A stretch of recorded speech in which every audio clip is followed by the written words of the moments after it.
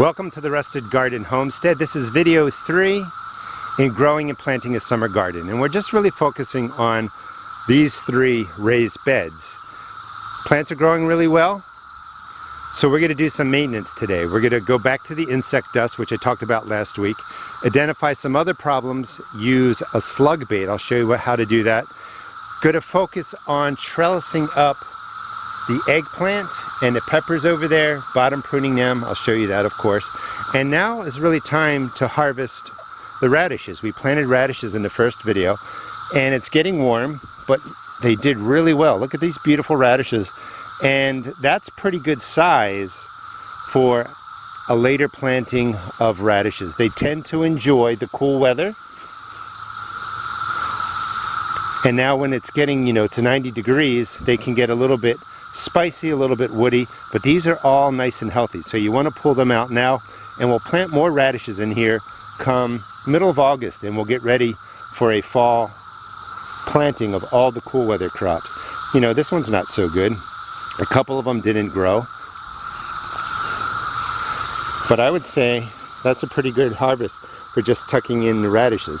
Now you can see some damage on here. That's usually from snails or slugs, and we're going to put down some bait. You want to use baited slug baits. They're either baited with iron phosphate or with sulfur, and that really will control them. And you just scatter it around. You do that about every 2 weeks. The slugs, the snails eat that bait, shuts down their digestive system, and then they die off. Great harvest. Now in here is one zucchini plant, and you can see how large it's getting. Remember, when you're planting your summer garden, you want to give your plants plenty of space because they will fill in as they get bigger. So it's just one squash or zucchini in a place like this. Cucumbers are looking good. We're going to be dusting the outer leaves to deal with cucumber beetles. Let me just show you something over here. We'll get to taking care of the eggplant and the peppers. So as these plants get larger, they're going to fall over. So we're going to need to stake them up. I did drop in another plant that is Ichiban eggplant. That's a long, skinny eggplant. The standard eggplants are doing really well. And remember, let me get my shadow out of here. We had flea beetles. We dusted for them.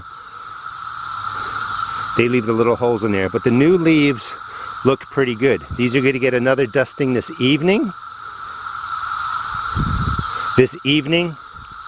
Just to keep the flea beetle away, but they're healthy, they're growing well. And you do want to prune the bottom out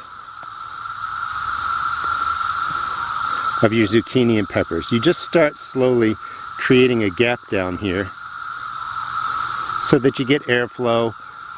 Insects and pests can't hide down there. This will continue to grow up. We're going to stake it, of course, but it'll get really big. And this plant gets heavy. The fruits get really heavy, so you really need to support them with stakes. Same with the pepper plant. This one has fallen over. We want to remove a couple inches from down here when the plants are about this big, and then slowly remove more leaves. Maybe get 4 or 6 inch gap down there when this plant gets taller. But you just start removing them slowly.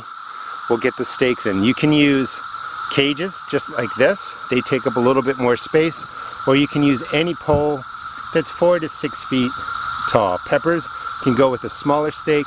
The eggplant will need something a little more sturdy, but these are bamboo, a couple of them. The other ones are metal, coated in plastic. All right, let me get those set up. So I'm trying to talk loudly with the cicadas. I tried, just shooting the video and then voicing in everything, and it just didn't work. It just sounded too sterile. Anyway, so I said, prune the zucchini. This is actually an eggplant. So you want to prune out a couple inches of the eggplant.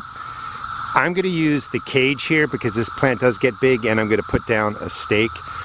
You want to drop the cage in slowly. So you start it, you push it down, and then you pull the leaves in like this. You want to be real careful and pull the leaves in from the bottom. This plant got a little bit big, so you want to get the cage down a little bit sooner, but just make sure you kind of go down in steps, lift the leaves up, and then eventually you're going to push this all the way down, and that's great. That will help support it. All right, let me get to the rest of these. The stakes are in, the cages are in. Just want to show you what they look like.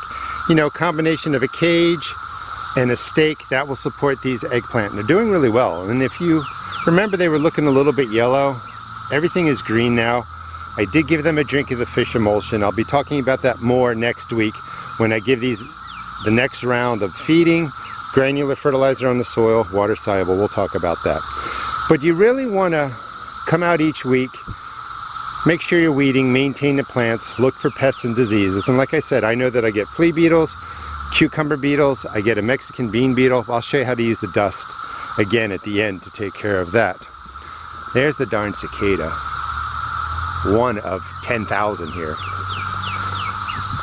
Posts are in, the stakes are in for the peppers, and it's just simply looping some jute or some string to get this out of the way. Just like that. Don't tie it too tight. Leave a nice gap in there. And you would just tie the pepper going upward. They're kind of fragile stems, so if you tug on a pepper, you could break these. If we need to drop in more stakes as the plant gets bigger, that will be perfectly fine. But remember, we're also, we'll take out more from here now that it's been tied up to the post. We're going to be removing a lot of the bottom leaves just to make sure we have great airflow all under here. And we don't want to create this perfect haven for insects with a bunch of leaves. The leaves help keep it this moist and humidity stays around. Sometimes that's great for bugs. It's good to have the mulch down. That keeps moisture in the soil, but the top of this will dry. Air will flow through here as we prune upward, and it'll just be a better environment, less pests, less problems and stuff like that.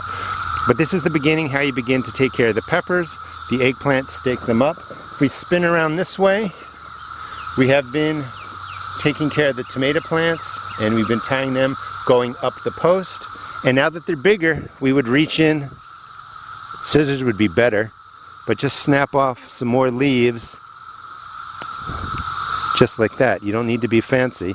And we would open up that space to about here so that we have the airflow going too. And you can see the tomatoes are starting to form. So I will do some bottom pruning here. And eventually I want about a 12-inch gap between the soil and the first leaves of the tomato plant. But as this continues to grow upward, I will prune out more leaves here. And we're just going to keep that space open. Quick look at the radishes again. All right, now for dusting, we can dust the outer leaves here. Do this in the evening, away from the flowers. There aren't any flowers forming.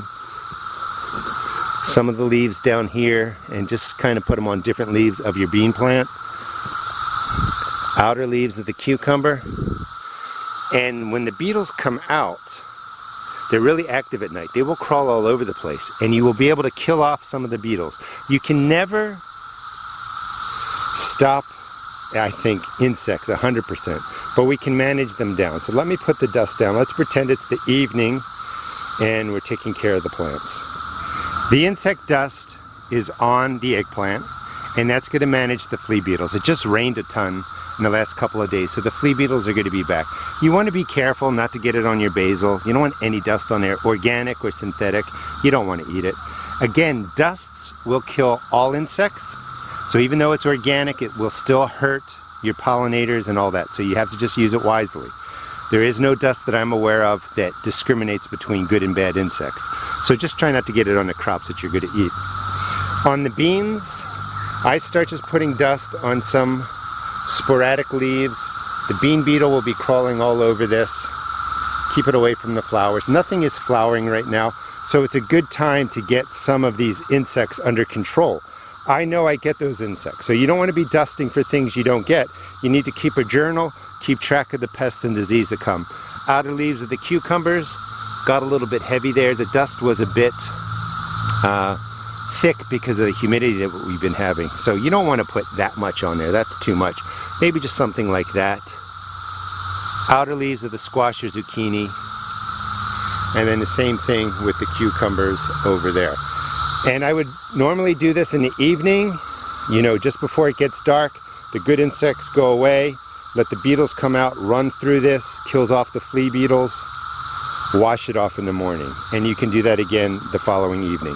Maybe do it for a couple of nights. And that just helps keep the insects under control so they do less damage to your plants.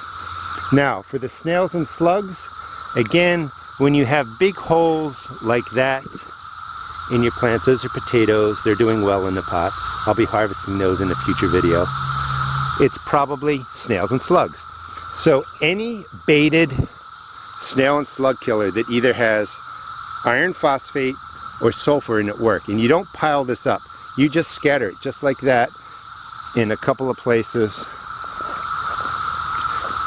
and the snails and slugs will come out and they will eat it. It will shut down their digestive system and you will kill them off. This product has actually changed the way I can garden because all my leafy greens would just be devastated by snails and slugs. I actually do this soon as the ground starts to thaw in the spring before I have any plants, because the slugs come out when it's warm, they eat this, they die off, and I keep them under control. So this is the basic maintenance just to keep the garden going. Let me show you some other areas. Now, I am affiliated with a Greenstalk Garden. It's in the video description. This is my strawberry tower, and they're doing really well. And then I also sell these root pouches. These are 20-gallon root pouches, indeterminate tomatoes. They're doing well. I'll be talking more about that in a future video. Cucumbers, these are a bush variety over here. Looking pretty good.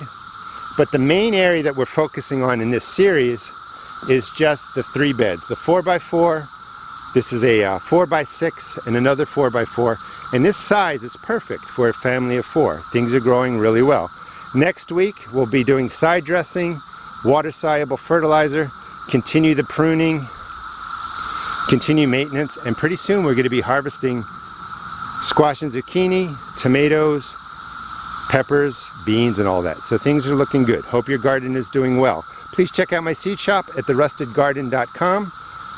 Keep going out here every week. Keep it maintained. Your garden will love you for it. Thanks for watching.